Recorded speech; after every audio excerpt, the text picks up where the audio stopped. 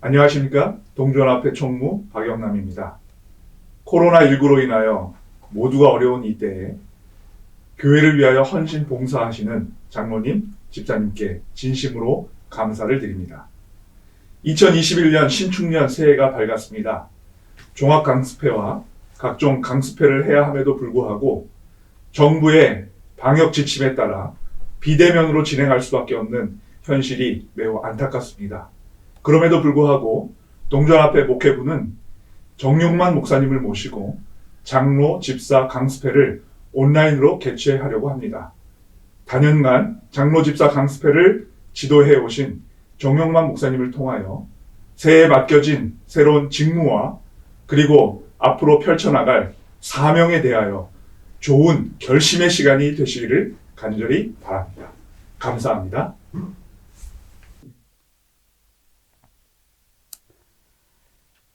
동정원 앞에 장로, 집사, 강습회에 오신 우리 장로님, 집사님들 환영합니다.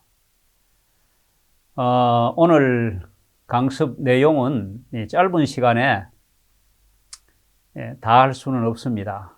제가 숙제를 좀 많이 내드릴 겁니다.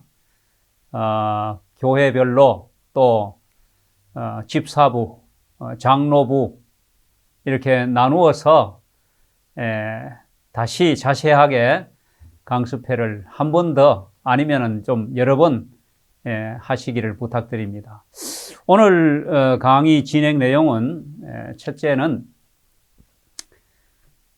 장로, 집사가 도무지 무언가, 교회에서 그 정체가 무엇인가 거기에 대해서 말씀을 드리고, 두 번째는 집사와 장로가 어떻게 되는가, 부르심과 택하심에 대하여 말씀을 드리겠습니다. 세 번째는 장로와 집사의 주요 업무, 하는 일이 무엇인가, 무엇을 어떻게 해야 되는가, 이렇게 세 가지만 간단히 말씀을 드리고자 합니다. 집사가 도무지 뭐야? 장로가 뭐야? 여러분 다 아십니까? 우선 아닌 것부터 좀 말씀을 드리겠습니다. 장로나 집사는 교회의 직위가 아니다. 계급도 아니고 벼슬도 아닙니다. 명예직도 아닙니다. 그렇습니까? 우리 많은 장로님, 집사님들이 다 알고 있다는 표정입니다. 또 이렇게 알고 이렇게 이해는 하고 있지만은 아닐 수도 있습니다. 금년에 처음으로 집사가 되시고 또 장로가 되신 분들 중에 좀 주위에서 축하합니다, 이런 인사를 받으셨습니까? 아니면 혹시 내년에 우리 이 자리에 앉아 계신 우리 집사님, 장로님들 중에 선거위원회에서 다시 집사와 장로로 선출이 안 됐다, 그래 섭섭하지 않겠습니까? 아무렇지도 않을까요? 아마 여러분들이 교회 생활 하시면서 들어보셨을 겁니다. 선거위원이 끝나고 난 뒤에 어떤 분들은 아주 노골적으로 섭섭함을 드러내고, 멀쩡하게 장로의 직분을 잘 하시던 분들도 장로가 다시 안 됐다고 교회를 옮기고 교회 안 나오는 분도 계십니다. 그런 걸 보면 그 집안의 명예직일 수도 있고, 또 그게 교회의 어떤 무슨 직위, 벼슬일 수도 있는 것 아니겠습니까? 아마 그래서 그런 일이 벌어집니다.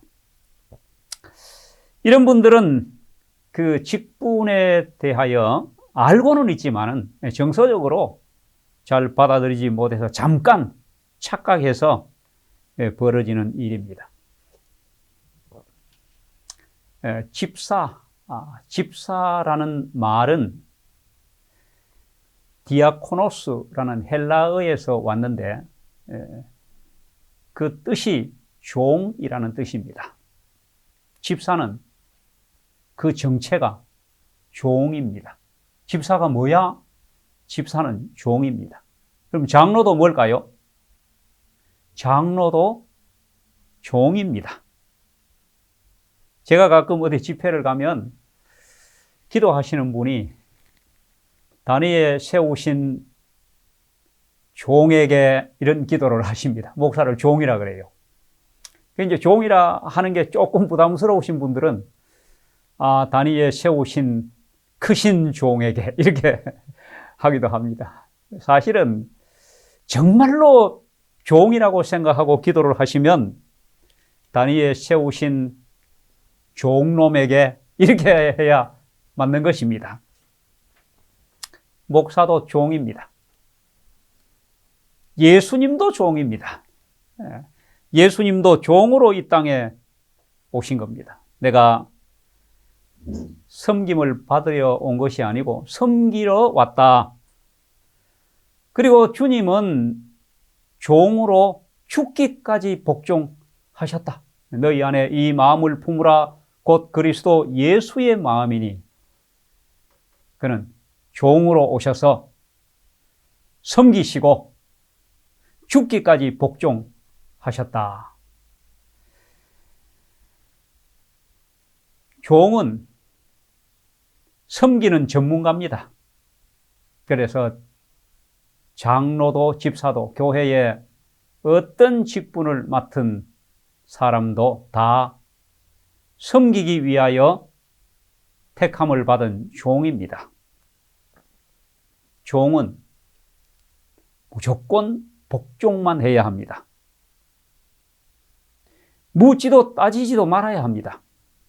이유를 대지도 않습니다. 집사는 종입니다. 장로도 종입니다. 직분을 맡은 모든 사람들은 정말로 종이 되어야 합니다. 이게 집사, 장로의 정체성입니다. 집사가 뭐야? 장로가 뭐야? 섬기는 종입니다. 종처럼 무조건 순종하는 그런 우리 집사님들, 장로님들이 되시기를 바랍니다. 요한복음 2장에 보면 가나의 혼인잔치의 이야기가 나옵니다. 잔치집에 포도주가 떨어졌습니다. 예수님이 종들을 불렀습니다. 돌항아리에 물을 갖다 채우라. 잔치하다 말고 포도주가 떨어졌는데 항아리에 물 채우는 물하고 포도주가 무슨 상관입니까? 이거 왜 합니까? 피곤하고 힘들고 바쁜데 시간이 없는데 쓸데없는 잔치하고 상관없는 일 이거 왜 합니까? 이렇게 따져야 맞는 겁니다. 물어봐야 되는 겁니다. 그런데 종들은 따지지도 묻지도 않고 그냥 순종했습니다. 이제는 예수님이 떠다가 연회장에게 갖다 주라. 물이 포도주로 변했습니다. 이걸 우리는 예수님이 행하신 첫 번째 기적이라고 말합니다. 사실 그 잔치집에 물이 포도주로 변하는 또 잔치집에 그 참 엄청난 낭패를 막아준 그 기적적인 일의 1등 공신은 종들입니다. 물이 포도주가 되었다는 것은 질이 완전히 바뀐 기적입니다. 교회가 이런 기적을 맛보게 되기를 바랍니다. 그러려면 예수님이 무엇이라 말씀하시든지 그대로 하는, 절대적으로 순종하는, 묻지도 따지지도 않는 그런 종들이 있어야 합니다. 연회장은 이렇게 맛있는 포도주가 어디서 난지를 알지 못했지만은 물도온 종들은 알더라. 여러분, 오늘날 또 우리 금년에 우리가 섬기는 교회에 이런 기적이 일어나야 되지 않겠습니까? 죽을 수밖에 없는 영혼이 영원히 사는 생명으로 바뀌는 기적, 물이 포도주로 변하는 기적입니다. 정말 그동안 별로 분위기가 좋지 않고 이 교회 계속 다녀야 되나, 교회를 옮겨봐야 되나, 이런 생각을 할 만한 그런 교회가 정말 분위기 좋은 그런 교회로 바뀌는 기적, 그런 기적에는 종들이 필요합니다. 무조건 순종하는 종들이 필요한 것입니다. 우리 집사님, 장로님들이 이런 종의 정신으로 가나의 혼인잔치집에서 무조건 순종했던 그런 순종을 하시게 되기를 바랍니다. 다른 거 다 몰라도 괜찮습니다. 나는 종이다. 정말 종처럼 섬겨야 되겠다. 말만 종이 아니고 그런 정신을 가져야 되겠다. 이것 한 가지만 기억하셔도 교회가 달라지리라고 확신합니다. 맹물 같은 교회. 참, 정말 교회가 와도 재미도 없고, 감동도 없고, 아주 민민한 이런 맹물 같은 교회가 달콤한 포도주 같은 교회로 변화되는 일에, 이런 기적을 일으키는 일에 여러분들이 종의 역할을 감당하시고, 이 기적이 어떻게 해서 일어났는지 연회장은 알지 못하지만은 물도온 종들은 알더라. 얼마나 큰 특권입니까? 나는 종이다. 무조건 순종하는 종이다. 종은요, 자유가 없습니다. 종은 내가 이거 뭐 하고 싶은 거 하고 하기 싫은 거 안 한다. 선택권도 없습니다. 종은 소유권도 없습니다. 내게 없는 거예요. 뭐 아파서, 나는 건강이 안 좋아서, 시간이 없어서, 난 재주가 없어서, 할 마음이 없어서 안 하겠다, 못 하겠다, 왜 나만 시키느냐. 여러분, 종 아닙니다. 정말로 무조건 순종하는 종이 되기를 바랍니다. 가끔 내가 지난 안식일에도 식사도 한 번 하고 저지난 안식일에도 식사도 한 번 했는데 다음 안식일에 또 하라고?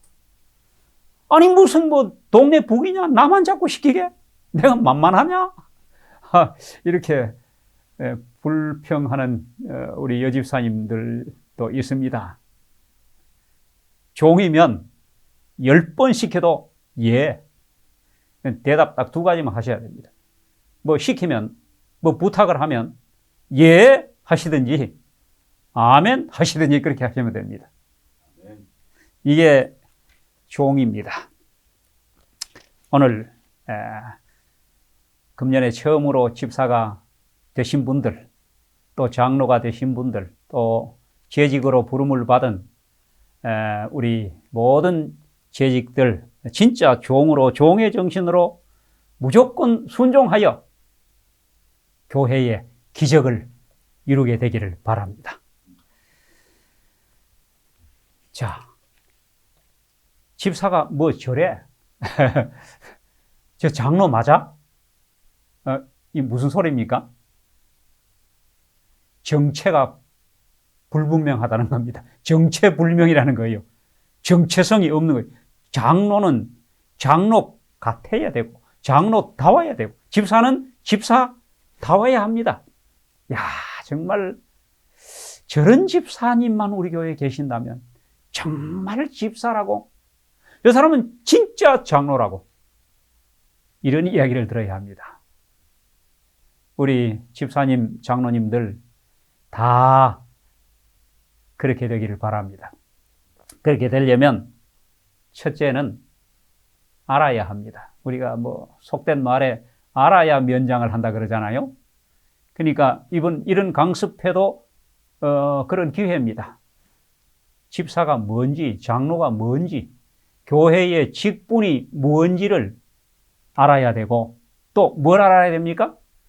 나를 이렇게 존귀한 집사와 장로로 불러주신 하나님을 알아야 하는 겁니다. 하나님을 알지 못하면 아무것도 못합니다. 그리고 교회를 알아야 합니다.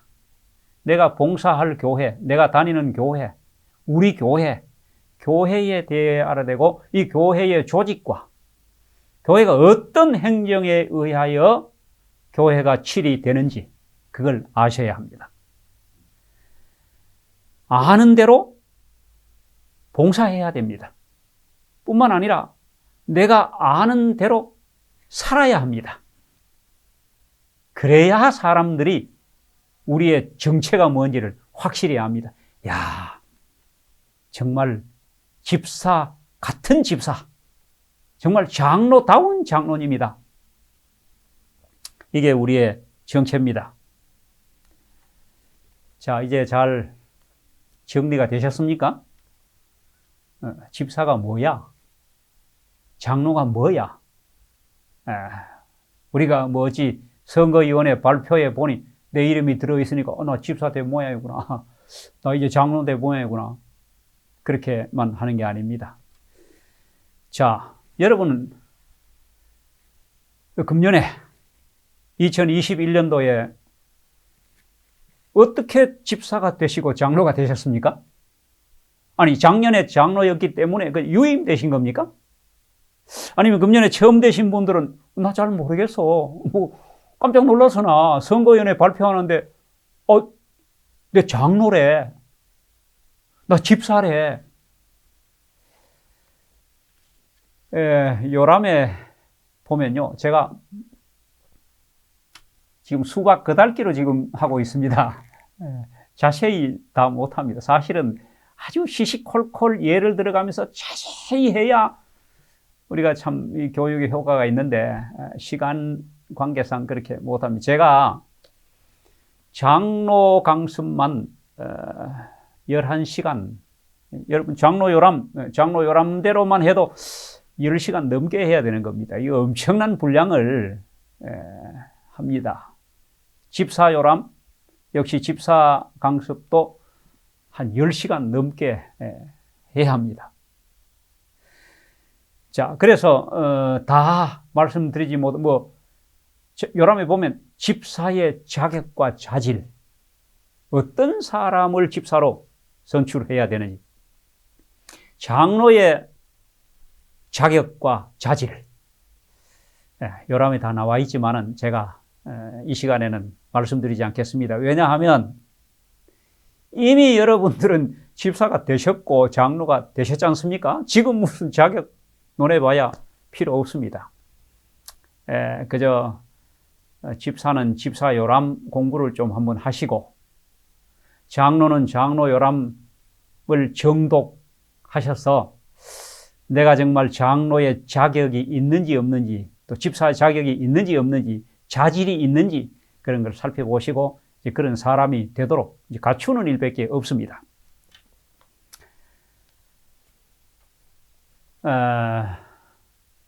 다 하지 못하는 것들은 본래 요람에 보면, 교회 요람에 보면 그 재직들은 한 기에 한 번씩 개 교회별로 그 자체 교회에서 강습회를 한 번씩 하도록 되어 있습니다. 그 왜 합니까? 교회 생활 하다 보면은 재직들 간에도 못마땅한 것들이 자꾸 눈에 보이고 또 불만, 불평도 생기고 그럽니다. 그런 것들을 다 해소하고 그 다음에 또 개선할 거는 없는지, 또 이렇게 손발 맞춰서 해야 될 거는 없는지, 이런 것들을 계속 해야만 교회 문제가 사전에 방지되고 또 교회가 발전하고 달라집니다. 이걸 안 하면 작년이나 금년이나 10년 전이나 10년 후나 교회가 뭐가 어떻게 변질되어 가는지 변화되어 가는지 도무지 아무것도 모릅니다. 그러다 보면 결국은 뭐 교회 분위기가 안 좋으면 또 뭐가 마음에 안 들고 못마땅하면 뭐 슬금슬금 떠납니다. 우리는 뭐 버스 타고 가다가 2정거장만 더 가면 또 교회가 있어요. 그러니까 교회가 그냥 자꾸 이렇게 문제가 생겨서 성장, 발전이 되지 않는 겁니다. 그러므로 우리 장로님, 집사님들 계획을 잘 하셔가지고 재직 수양회, 재직 강습회를 한 기에 한 번씩 꼭 계획하십시오. 아예 사업 계획서에 넣어놓으셔야 합니다. 제가 왜 이런 말씀을 드리는가 하면 할 거는 많습니다. 정말 얼마나 우리가 배우고 확인하고 또 제대로 하는지 이런 것들을 계속 해야 합니다. 너무 많습니다. 제가 오늘 요람을 가지고 왔지 않습니까? 요람 한번 보시죠. 교회 요람. 교회 요람은 교인 되신 분들은 이거 공부하셔야 합니다. 내가 다니는 교회가 어떤 교회인지 모르면 오해가 생기고, 오해가 생기면 마음이 불만이 많이 생기고 그러면 믿음이 없어지는 겁니다. 그 다음에 장로요람. 장로님들은 이 장로요람을 공부하셔야 합니다. 그 다음에 집사요람. 그리고 교회 직원요람이 여기 거의 다 나와 있습니다. 갖고 안실학교, 성교부, 교회 서기, 교회 재무, 그 다음에 청년선교회, 가정봉사부 뭐 다 나옵니다. 근데 선출만 됐지 그 부서가 뭘 하는지를 모르면 안 되지 않습니까? 그 다음에 이제 물론 목사는 목사 요람입니다. 자, 이 요람 봐도 엄청나게 두께가 있지 않습니까? 이걸 언제 다 하겠습니까? 아무 데서도 이거 공부하는 데도 없고 가르쳐 주지도 않습니다. 이걸 어디서 해야 되는가? 집사 수양회, 장로 수양회를 교회별로 하시고 그 다음에 또 한 번씩 모이는 장로회, 집사회 하지 않습니까? 그냥 뭐 모여가지고 식사만 돌아가면서 하시고 이렇게 헤어지고 하지 마시고 이런 걸 좀 하시면 개인도 발전이 되고 교회도 발전합니다. 자, 여러분 이제 참 뭐 어떻게 집사되고 장로 되셨는지 그 선거위원회에서 선출돼서 됐다. 근데 이제 한 가지 분명한 것은요. 어떤 장로님도 어떤 집사님도 나 장로 한번 해봐야 되겠다. 나 집사 되고 싶어. 선거위원 붙잡고 이번에 들어가가지고 나 좀 집사 좀 뽑아줘. 이렇게 해서 되신 분 아무도 없습니다. 반대로 난 정말 하기 싫은데 난 부담스러운데 나 시간도 안 되는데 힘든데 나 정말 집사 안 하고 싶어. 그런 분들 중에 집사가 덜컥 되신 분들도 있습니다. 다시 말해서 교회의 재직은 그게 안실학교 교장이든지 누구든 뭐이든지 간에 집사님이든지 장로님이든지 자기 의사하고 전혀 상관없이 장로가 되고 집사가 되었다는 겁니다. 무엇입니까?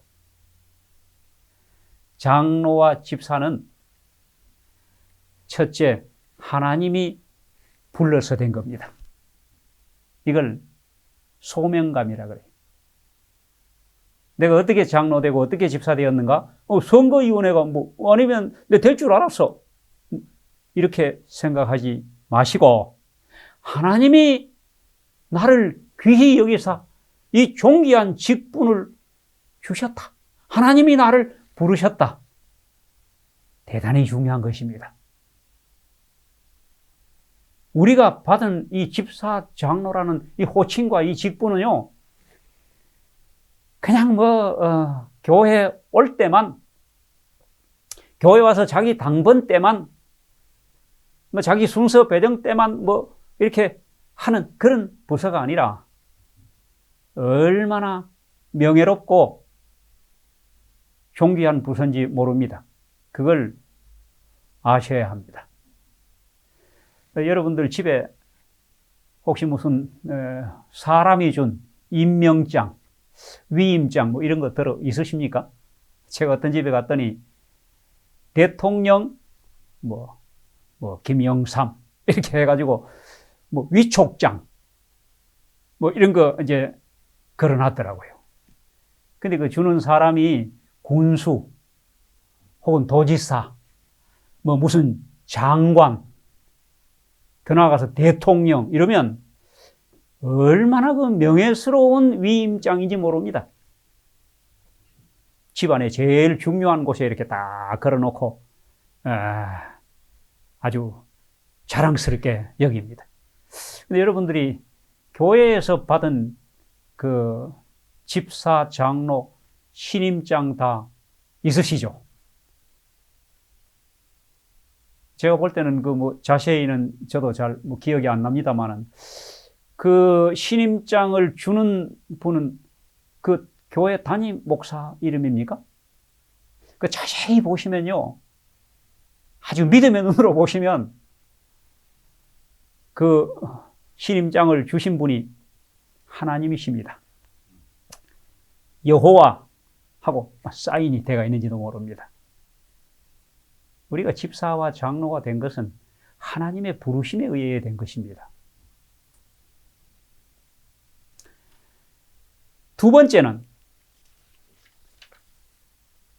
교회의 택하심에 의하여 된 것입니다.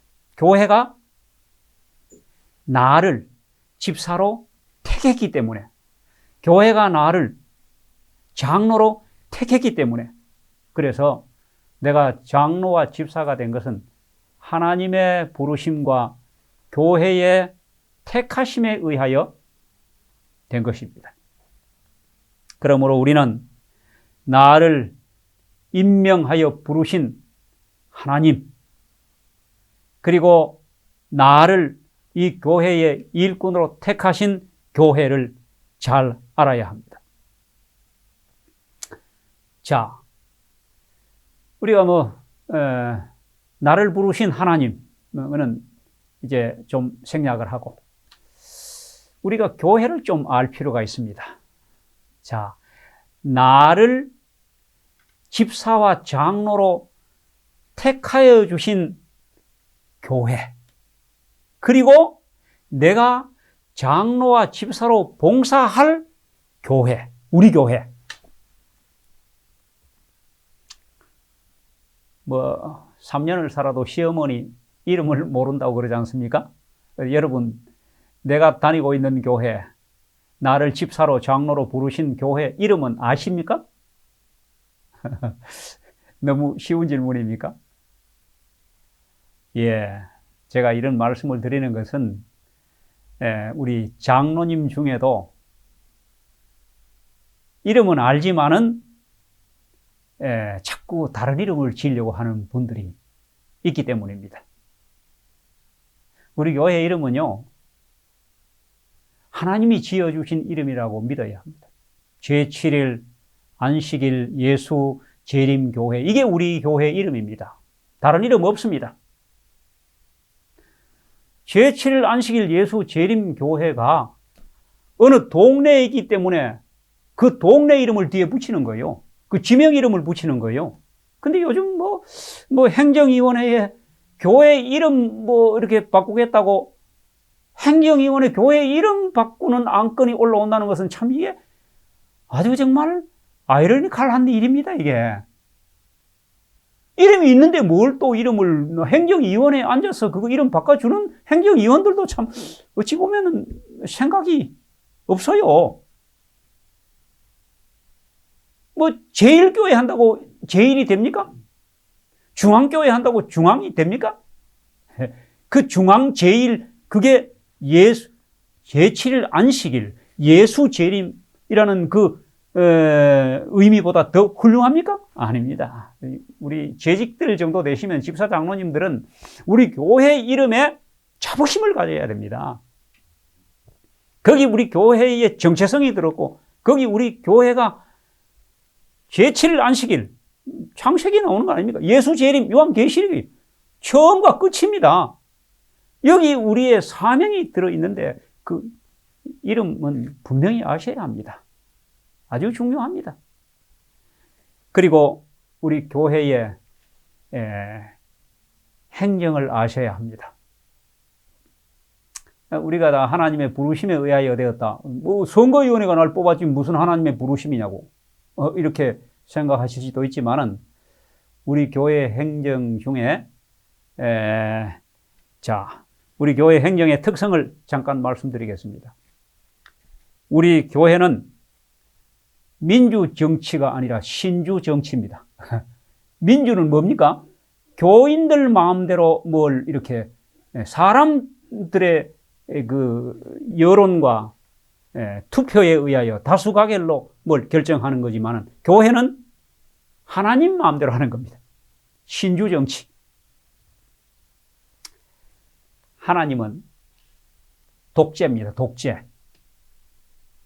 이걸 우리 재직들이 아셔야 합니다. 다시 말해서 하나님이 대의제라는 그 제도를 우리 교회에 주셔서 그 대표들이 결정했는데도 나 동의할 수 없다. 나 따를 수 없다. 그렇게 하면 잘못된 거다. 이렇게 끝까지 여러분 직원회가 왜 길어지고 행정위원회 모이면 왜 길어지고 왜 말이 많아지고 어떤 회의 끝나고 나면은 불만이 많고 그다음에 뭐 그냥 패가 갈라지고 계속 해가 협조 안 하고 하다 끝까지 안 되면 막 그냥 나라의 이 나라의 세상 법정에까지 들고 가는 이건요 우리 교회 행령이 전혀 모르기 때문에 일어나는 일입니다. 이게 하나님이 살아계시고 교회 주인은 하나님이시고 하나님의 뜻대로 결정된 것인데 하나님보다 더 똑똑합니까? 예. 근데 하나님보다 교회를 더 사랑하십니까? 아니요. 이걸 받아들이고 믿어요. 교회는 신주 정치입니다. 하나님은 독재자입니다. 하나님의 뜻대로 하는 겁니다. 그래서 하나님은 교회에 회중 전체에 투표를 하는 게 아니고 대표를 뽑아서 합니다. 교회는 직원회에서 모든 걸 다 결정 다 합니다. 합회는 행정위원회, 거기에서 다 합니다. 그 다음에 사람을 선출할 때는 선거위원회. 소수만 뽑아가 하지 않습니까? 대의제를 꼭 아셔야 합니다. 대의제 왜 합니까? 대의제를 하는 이유는 연합이 깨지지 않도록 하기 위해서 합니다. 여러분, 교회 100명 모인 교회에서 어떤 중요한 일을 결정할 때 그거다 갖다 붙이면 만장일치로 결의될까요? 안 될까요? 만장일치는 고사하고 아마 안건이 10개 나올지도 모르고 10조각 날지도 몰라요. 그럼 교회 다 깨져버리는 겁니다. 아무것도 안 됩니다. 그래서 하나님께서 대표를 뽑아서 소수만 그 안에서 의견이 갈라지고 그 안에서 그냥 갑론을박하고 논쟁을 하고 하되 결정이 딱 되면 모든 거기에 대표자들은 아멘. 이게 주의 뜻이다. 이렇게 받아야 되는 거예요. 그리고는 이렇게 결정됐다 하는 그 얘기만 나와야지 거기서 표가 아슬아슬하게 갈라졌느니 이런 반대가 나온 이렇게 회중들에게 알리기 시작하면 교회가 연합이 깨지는 겁니다. 대의제의 가장 중요한 목적은 교회의 연합이 깨지지 않도록 하기 위하여 주어진 제도입니다. 그걸 우리가 믿어야 합니다. 교회 행정의 지침서는 바로 교회 요람입니다. 가끔 우리 장로님들이 저한테 전화를 하십니다. 교회 지금 선거위원회 하다가 이런 문제가 생겼습니다. 어느 게 옳습니까? 요람에 다 나와 있습니다. 우리 장로님들은 정말로 교회 요람을 잘 공부하시고 요람대로 교회를 치리하시기 바랍니다. 지도자는 집사, 장로 되는 이 교회의 재직들은 정말로 요람을 공부하셔야 됩니다. 교회 요람, 목사 요람, 장로 요람, 집사 요람, 직원 요람, 이런 요람들을 숙지하고 이 요람을 기본 원칙으로 교회를 운영하고 치리해야 합니다. 자, 우리가 이런 걸 잘 모르기 때문에요. 교회 조직하고 난 뒤에 문제가 들어 생깁니다. 여러분들의 교회는 선거위원회 끝나고 난 뒤에 별 문제가 없었습니까? 선거위원회가 한 3번, 4번 정도 모이고 딱 발표하니까 온 교회가 아멘 하고 받고 아무도 의의를 걸거나 찾아오거나 하는 사람이 없었다. 훌륭한 교회입니다. 만일에 그렇게 선거위원회 끝났다면요, 2021년도 이미 사업 절반 성공한 겁니다. 그런데 제 경험에 의하면 선거위원회 끝나고 나면은 성도들은 몰라도 담임 목사만 아는 문제가 들어 생깁니다. 선거위원회 끝나자마자, 선거위원회 발표하자마자 바로 전화 옵니다. 목사님, 정말 저는 못합니다. 계속 하라 그러면 저 딴 교회 나갈 겁니다. 또 어떤 분은 찾아옵니다. 안 하겠습니다. 아예 어떤 분들은 선거위원회 발표만 했는데도 하얀 봉투 들고 옵니다. 나는 감사 헌금인 줄 알고 받았더니 뭐 들었을까요? 네, 사표 들었습니다. 나 못합니다. 선거위원회 발표하는 날요, 어떤 때는요, 아예 점심 식사 시간에 식당에서 소란이 벌어지기도 합니다.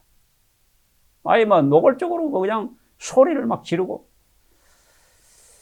그리고 교회를 떠나기도 합니다. 또 어떤 경우는 아무개는 장로로 선택을 되는데 왜 그분은 멀쩡히 장로 잘 하셨던 분인데 뭐 때문에 장로 선출이 안 됐느냐? 그럼 그분이 11조를 안 냈느냐? 예. 교회 분위기가 이렇습니다.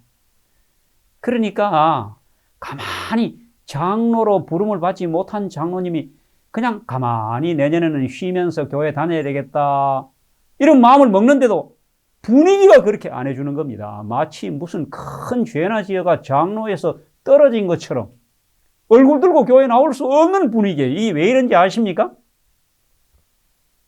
교회 행정, 우리 교회의 특별한 교회 행정 조직을 모르기 때문에 그래요. 대의제를 모르시니까 그렇고, 우리 교회 선거제도의 특수성을 모르니까 그렇고, 우리가 받은 직분이 이게 벼슬도 아니고 명예도 아니고 지위가 아니라는 그 사실을 모르기 때문에, 종이요 봉사자라는 걸 모르기 때문에 그런 거예요. 이런 것들만, 우리 모든 성도들과 재직들이 이런 것들만 정말 숙지하고 있으면 이런 일이 안 벌어지겠죠. 근데 참 선거위원회가 어렵습니다. 왜 나는 안 됐느냐? 저 사람은 왜 시켰느냐? 이래서 교회가 연초 시작부터 마음 상해서, 자존심 상해서, 그 다음에 어수선하고, 한다, 안 한다, 못 한다. 그러니까 1월달, 2월달 직원회에서 보선하고, 여러분, 이렇게 1년을 시작할 때 정말 사업이 잘 되겠습니까? 예. 제가 이런 교회 분위기를 지금, 나무로 하는 게 아니라, 우리 집사님, 장로님들은 이왕에 되셨으니까 이런 우리 교회의 행정 조직을 정말로 잘 아셔야 된다는 말씀을 드립니다. 직분에 대한 오해, 행정에 대한 오해, 교회가 무엇인지 교회에 대한 오해 때문에 생긴 것입니다.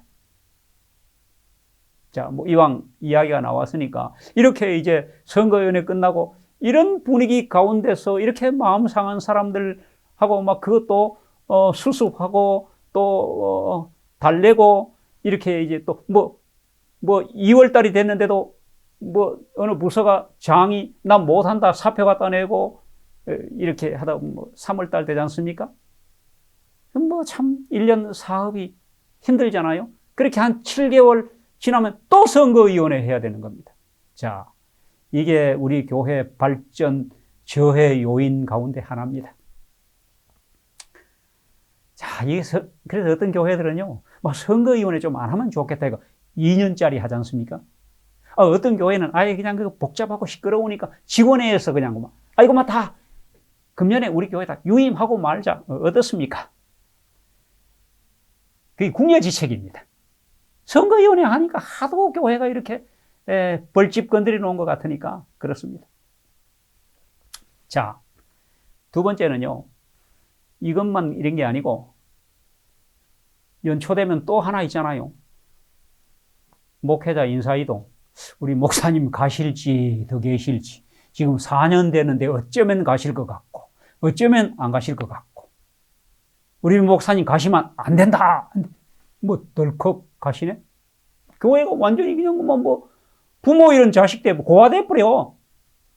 또 이제 뭐 새로 오는 목사님 모시고 내년에는 새 출발해야겠다. 우리 장로님들이 이렇게 마음을 딱 먹고 있는데 인사이동이 안 됐네? 그게 뭐 하시랍니까? 사업 안 됩니다. 그래서 목회자 인사이동도 우리 교회 발전 저해 요인 중에 큰 겁니다. 참 다른 나라에는 없는 우리 2월달 첫 번째 정기 행정위원회가 이름하여 뭡니까? 인사이동 행정위원회라고 이름이 붙어 있는 겁니다. 예, 어쨌든 이것도 숙제입니다. 이런 모든 것들이 우리 교회 발전에 저해 요인이 안 되도록 여러분들이 기도하시고 또 교회는 교회대로 잘 준비하시고 그 다음에 뭐 제일 중요한 것은 지금 이 시간에 우리 집사님 장로님들이 우리 교회 조직과 행정과 이런 데 대하여 아주 확실하게 숙지를 하셔가지고 교회 어렵지 않도록 해주시는 겁니다. 자, 혹시 이 지금 강의를 들으시는 우리 집사님 장로님들 중에 뭐 집사 장로는 뭐 그런 대로 뭐 할 수 있겠는데 다른 것도 맡으셨잖아요. 보통 뭐 재무도 맡을 수도 있고 안실학교 교장을 맡을 수도 있고 선교회장 맡을 수도 있고 도로가 회장 또 아니면 여자 집사님들 중에 제일 힘들어하는 여자 수석 집사. 나 이거는 못한다. 이제 지금 말씀드린 이런 부서의 하나님의 부르심을 거절하고 사표 들고 옵니다. 한 번은 어떤 집사님이 사표를 가지고 왔습니다. 이 뭡니까? 그랬더니 목사님 정말 못합니다. 아시다시피 제가 디스크가 아주 심해져가지고 요즘 병원에 다니고 식사당번 한번 하고 나면 한 열흘씩 지금 앓습니다. 정말 못합니다. 목사에게 사표를 가져옵니다. 그럼 제가 그 직원에 갖다 내고 보선을 해야 될까요? 그래서 제가 그렇게 얘기했습니다. 집사님, 하나님이 불러주셨는데 목사가 사표 받을 자격은 없습니다. 저는 못 받습니다. 그래도 목사님이 직원에 좀 내주십시오. 제가 이랬어요. 월급 받고 하는 것도 아니고 이 직분은 봉사직입니다. 봉사라는 것은 안 해버리면 됩니다. 집사님 직분 그냥 가지고 계시고 힘들면 하지 마세요. 안 해버리면 됩니다. 괜히 교회 행정 복잡하게 하시지 말고 그냥 안 해버리십시오. 아이고 그래도 부담스러워가지고 안 된다는 겁니다. 그 다음에 제가 그랬어요. 집사님 디스크 있는 거 집사님도 아시고 담임 목사도 알고 하나님 모르실까요? 여러분 하나님 모르실까요? 아실까요? 다 아십니다. 하나님이 아시고도 집사로 부르실 때는 하나님 무슨 대책이 있지 않겠습니까? 예. 대책이 있으십니다. 그러니까 알고도 부르신 하나님 믿고 금년 봉사하십시오. 그러면 혹시 아십니까? 하나님이 디스크 바로 낫게 해주실지, 아니면 수술 잘 받게 해주실지, 아니면 그것도 아니면 아마 하나님께서 집사님의 그 마음과 봉사를 받으시고 복을 주실 겁니다. 믿음의 복을 주시든지, 사업의 복을 주시든지, 건강의 복을 주시든지, 아니면 자녀들에게 복을 주시든지. 하나님 사업하는데 공짜는 없습니다. 하나님 절대로 공짜로 시키지 않습니다. 여러분 어디 집사님, 장로님들 믿으십니까? 아멘 하십시오. 나를 이렇게 내가 부족하고 자격도 없고 아는 것도 없고 그런데도 나를 이렇게 집사와 장로로 불러주셨고, 다 알고 부르신, 내 건강이 안 좋은 것도 아시고, 형편이 안 되는 것도 아시고, 시간이 없는 것도 아시고. 자, 있는 것만 하나님이 받으실 겁니다. 마음만 하나님께 드리고 열심히 봉사하시길 바랍니다. 이제 제 이 말씀을 들으시고 나 이 사표 갖다 내야 되겠다 이런 분들 다 마음을 돌리시기 바랍니다. 이제 장로와 집사가 교회에서 하는 업무가 무엇인가, 무슨 일을 하느냐, 무엇을 그리고 어떻게 해야 되는가에 대하여 말씀을 드리겠습니다. 이 말씀에 들어가기 전에 먼저 이 사도행적이라는 책, 사도행적 제1장 이는 제목이 교회에 대한 하나님의 목적, 이런 제목입니다. 교회에 대한 하나님의 목적. 첫 줄에 교회는 사람을 구원하기 위하여 하나님께서 세우신 기관이다. 교회가 이 땅에 존재하는 이유는 딱 한 가지입니다. 교회 안에 있는 사람이든지 교회 밖에 있는 사람이든지 사람을 구원하기 위하여 세워진 기관입니다. 교회는 봉사를 위하여 조직되었고, 우리가 선거위원회 한다는 이 말은 해마다 교회를 조직한다는 말입니다. 뭔가 이렇게 조직을 해야 질서도 잡히고 또 사업도 효과적이고 능률적으로 할 수 있기 때문입니다. 그 조직에 의해서 우리 여러분들이 집사도 되고 장로도 되신 겁니다. 조직원들입니다. 그래서 재직 강습회, 조직 강습회입니다. 그 다음에 계속해서 보면 교회는 봉사를 위하여 조직되었으므로 그 사명은 온 세상에 복음을 전하는 것이다. 자, 조직원들로서 장로와 집사가 되신 여러분들이 하는 주요 업무가 뭡니까? 온 세상에 복음을 전하는 것입니다. 영혼을 구원하는 것입니다. 우리가 교회 사업계획서에 각 부가 사업계획을 세우고 예산을 세워서 1년 내내 뭘 하지 않습니까? 꽁 잡는 게 매라고 무조건 영혼을 구원해야 됩니다. 그 영혼이 교회 안의 영혼이든지 교회 밖의 영혼이든지 구원해야 합니다. 우리 집사님, 장로님들에게 할당을 드리면 어떨까요? 집사님들은 무조건 금년 한 해 동안 1명 침례 줘야 된다. 장로님들은 2명 침례 줘야 됩니다. 그러면 부담이 되시죠? 영혼 구원은 참 부담됩니다. 영혼 구원이라는 걸 우리가 잘 이해해야 되는데, 우리 집 방문을 하든지 어떻게 하든지 간에 구도자를 확보하고 성경을 가르쳐서 침례를 줘야만 영혼 구원입니까? 어디 우리 교회가 그렇게 해왔지 않습니까? 뭐 어떤 해는 10명도 주고 어떤 해는 20명도 침례를 줬는데 어디 영혼 구원이 잘 됩니까? 예. 그렇게 해서 침례는 주지만은 잔존율, 교회에 끝까지 남는 확률이 아주 작고 적고 또 멀쩡히 교회 잘 다니시는 분들 중에도 어느 날 보면 안 보여서 뭐 교회 떠나고 이런 일이 지금 반복되고 있지 않습니까? 그렇다면 영혼 구원이라는 그걸 좀 바꿔야 됩니다. 영혼 구원은 첫째는 이 교회 안에 영혼들이 와서 살 수 있는, 영혼들이 살아남을 수 있는 여건을 만들어야 되는 거예요. 교회 한 번 들어오면 여기서 그냥 살아남아서 하늘까지 가도록 하는 것이 영혼 구원이지 않습니까?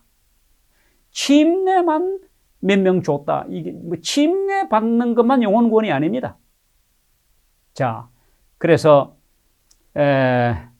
제일 중요한 영혼 구원은 영혼을 감당할 수 있는 교회를 만드는 겁니다.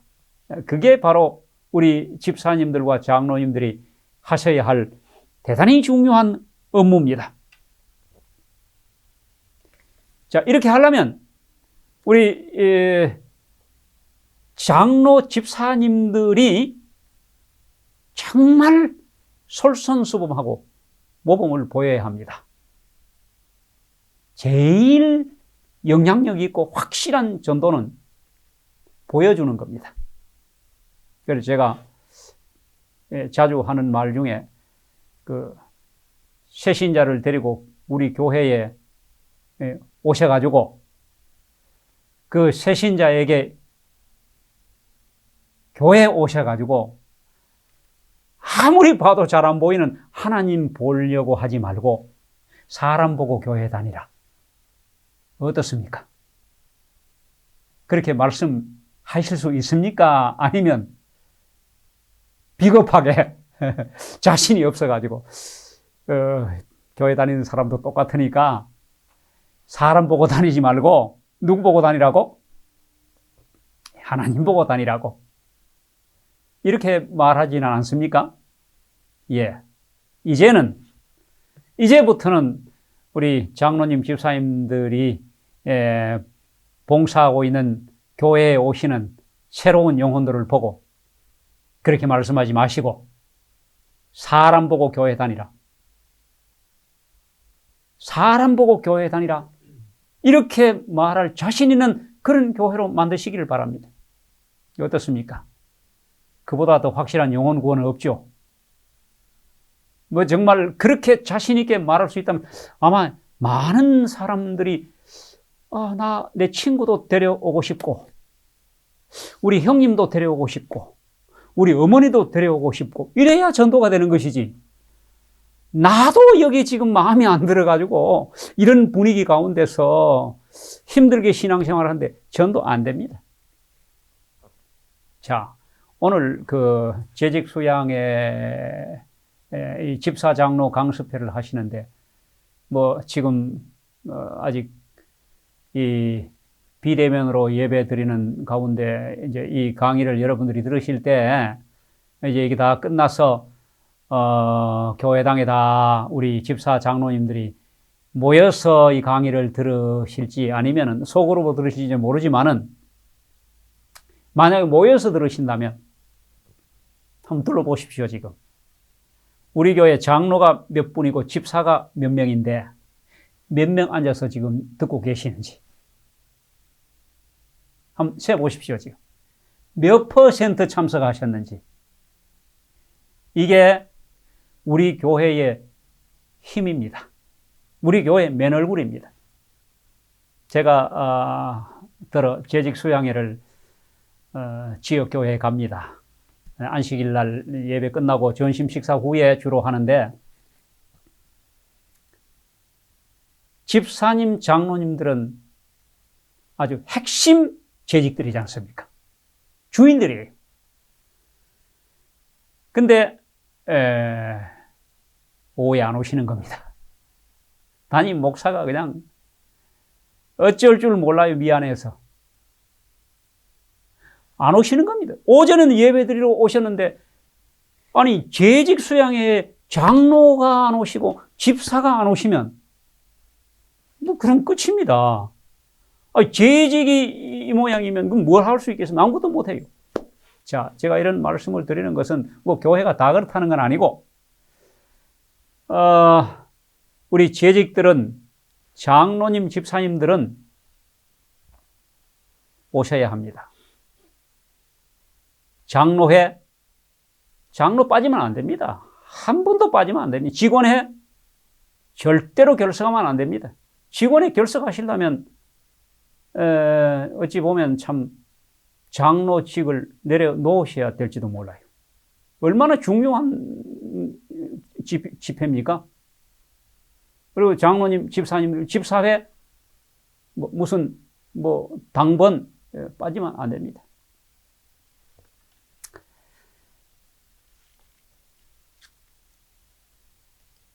이 장로와 집사님들이 모이는 이 강습회에 오신 그 퍼센테이지 몇 프로가 참석했는지가 바로 우리 교회의 모습입니다. 자, 이제 그 교회의 존재 이유는 영혼구원에 있고 조직에 의해 가지고 우리가 집사 장로가 되어가 교회에 뭘 한다고 봉사하는 이 봉사의 목적도 영혼구원에 있습니다. 우리 집사님, 장로님들이 정말로 너무도 손쉽고 너무도 간단한 선교, 영혼구원하는 일 제가 말씀드리겠습니다. 다음 안실부터 달라집니다. 첫째, 우리 교회 모든 집사, 장로님들 예배에 반드시 참석하시기 바랍니다. 다음 안식일 우리 집사, 장로님들이 한 분도 빠짐없이 9시 15분까지 교회 의자에 앉아 보십시오. 안실학교 교장의 눈이 휘둥그레질 겁니다. 야, 이거 내가 안실학교 교장을 잘해서 그런가? 신명 날 겁니다. 그만 그렇겠습니까? 안실학교 교장만 그런 게 아니고 벌써 안실학교 시작할 때 교회가 여러분 집사, 장로, 교회 3분의 2입니다. 그렇지 않습니까?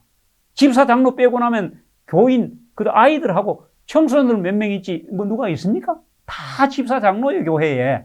그럼 집사님, 장로님들만 9시 15분에 교회에 딱 와서 앉으면, 그날 그 분위기 자체로 벌써 은혜 받습니다.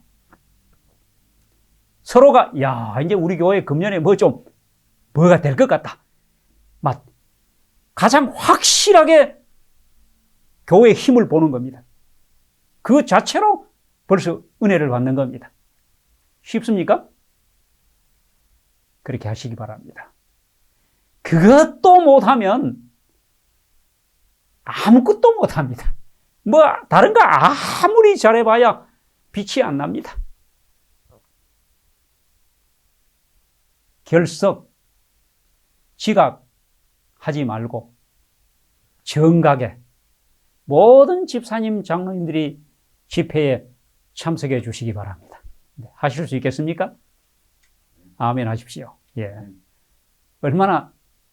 이거는 내 신앙입니다. 이거는. 다시 말해서 선교를 위한 분위기 만드는 게 아니고 이게 내 신앙이에요. 집사, 장로쯤 되면 이게 집사다운 것이고 이게 장로다운 거, 이 정체예요.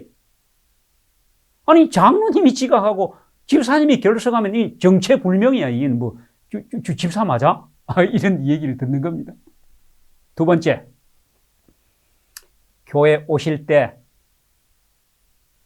옷 좀 잘 입고 오십시오. 우리가 사람 만나러 갈 때는요, 옷 신경 많이 씁니다. 근데 하나님 만나러 성전에 올 때 설사 그것이 저녁 예배를 할지라도 신경 좀 쓰시기 바랍니다. 여러분, 하나님의 성전에 올 때 깨끗하고 아주 정갈한 단정한 옷을 입고 오라는 옷에 대한 이야기를 와이프인이 정말 많이 했습니다.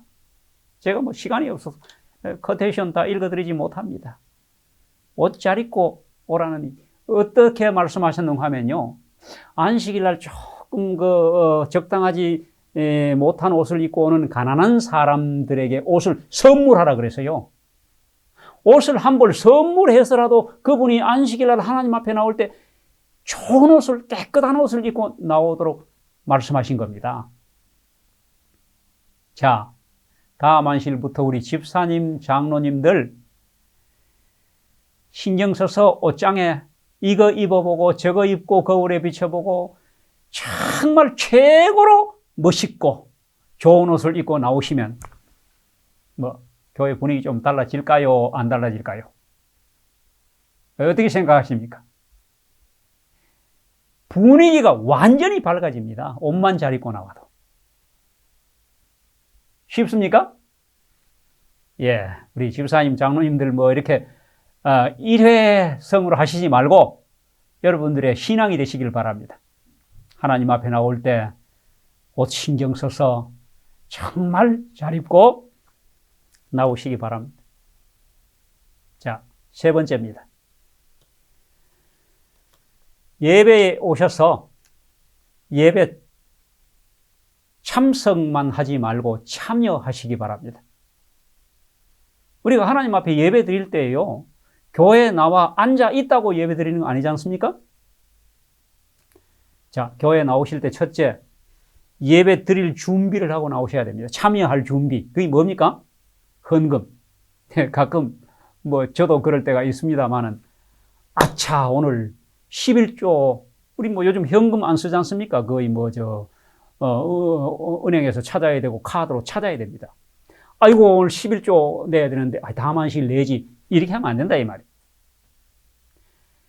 안식일 하나님 앞에 나올 때 준비를, 안실학교 헌금, 요거 헌금, 요거는 뭐 월정 헌금, 이거는 설교 예배 때 헌금, 요거는 11조. 이게 예배 드리러 나오는 사람들의 드림의 준비입니다. 예배에 대해서 다 말씀 못 드리지만, 예배는 드리는 예배가 있잖아요. 기도 드리고, 헌금 드리고, 찬양 드리고, 드려야 되는 겁니다. 자, 이렇게 해가지고 나오셨으면 관람만 하지 마시기 바랍니다. 요즘 그러다 보니 관람하는 교인들이 많이 생기니까 예배를 준비하는 그 진행자들도 공연을 하려고 그래, 자꾸. 여러분, 제 말씀이 좀 이해가 되십니까?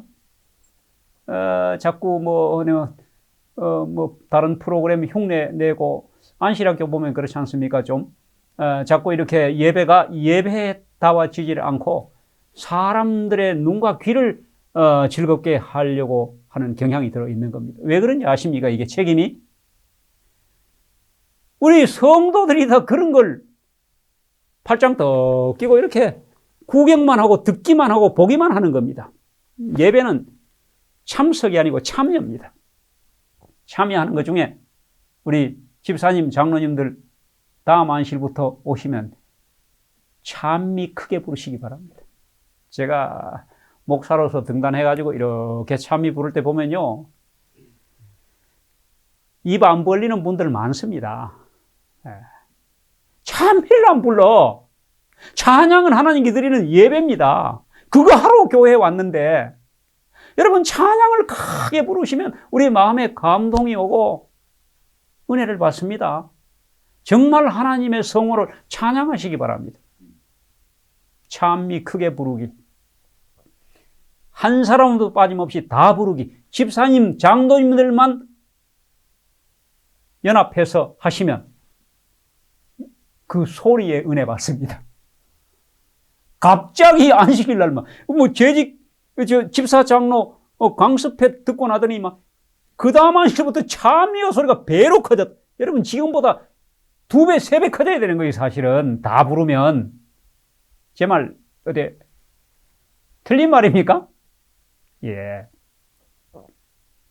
찬미 크게 부르시고, 찬미에 다 참여하시기를 바랍니다. 이것만 해도 교회가 달라집니다. 그 다음에 참여하는 것 중에 아멘 좀 하십시오. 아멘. 우리 교회 정말 아멘에 인색합니다. 뭐 아멘에 세금 붙는지 왜 아멘을 안 하신지 모르겠어. 목사가요, 한참 설교하는데 아멘 소리가 너무 없으면 이거 뭐 내가 설교 잘못하고 있나? 설교 점점 못합니다. 여러분, 아멘 소리만 크게 화답해 주셔도 목사가 설교가 날마다 은혜스럽고 좋아질 겁니다. 이게 진정한 영혼 구원을 위한 영혼이 교회에 들어오면 죽지 않고 끝까지 살아남게 하는 예배를 바꾸는 것입니다. 이거 장로님, 집사님들만 해주셔도 되는 겁니다. 저는 1년 내내 가도, 예를 들면, 예언의 신부장, 예언의 신부장 죄송합니다만은, 우리 성도들이 볼 때 크게 하는 역할이 없는 것 같은. 그래서 실제로 부서가 옛날에 있었는데 없어진 부서도 있지 않습니까? 부서를 하나 만드시기 바랍니다. 아멘 부장. 어떻습니까? 그러니까 아멘을 이렇게 말씀드리면 다음 안식일에 조금 커질지 몰라요. 나중에 커졌다가 점점 저거 나중에 제자리로 돌아갑니다. 그러니까 이렇게 되지 않도록 입 좀 풀고 아멘 연습해야 됩니다. 아멘. 아멘. 아멘. 모든 성도들이 참이 끝날 때도 아멘. 또 어떤 순서 맞고도 아멘. 기도 때도요. 여러분, 기도 중간중간에 아멘 소리가 나와야 기도하는 사람도 막 정말 감동적으로 하나님께 기도를 올리고, 설교하는 분들도 중간중간 아멘을 해줘야 설교가 정말 성도들이 내 설교를 듣고 있구나, 은혜를 받고 있구나, 이래서 설교 잘하게 되는 겁니다. 아멘 크게 하기, 찬미 다 같이 부르고 크게 부르기. 여러분, 이것만 해주셔도 달라질까요? 여러분, 우리가 사업이라는 게 주요 업무라는 게 대단한 것 아닙니다. 그 외에 무슨 식사당번, 이게 다 중요하지만은 정말로 교회를 바꾸는 건, 그 다음 안식일에 반찬 좀 몇 가지 더 했다고 맛있게 먹기는 하지만은 그거 가지고 달라지는 거 아닙니다. 그러니까 우리 집사님, 장로님들이 주요 업무입니다, 이거. 예배를 바꾸는 거예요.